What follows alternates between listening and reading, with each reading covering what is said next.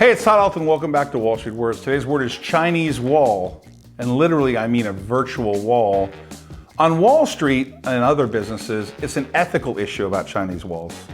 So let's say you're an analyst and you're a banker at a firm, and you may like a particular company, buy and sell the company, make a recommendation, and you may have a banker looking to liquidate that company and working with that same company because they're going to sell, or maybe they're having trouble financially.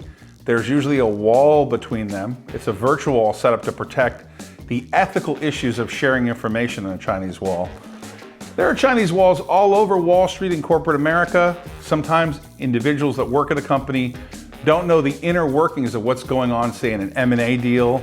Chinese walls protect information from leaking where someone else can take advantage of it or share that or leak that in a way that could be harmful. These virtual walls are part of a self-regulatory process to make sure that the ethical boundaries exist between executives doing business where there could be a conflict of interest. An important part of any corporation to make sure information is not shared in the wrong hands in the same company.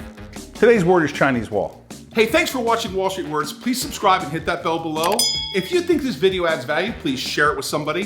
By the way, if you want to watch more Wall Street Words videos, there's 2 videos right here you can watch right now. There's new videos every day. Thanks for watching Wall Street Words. Always great things happening here.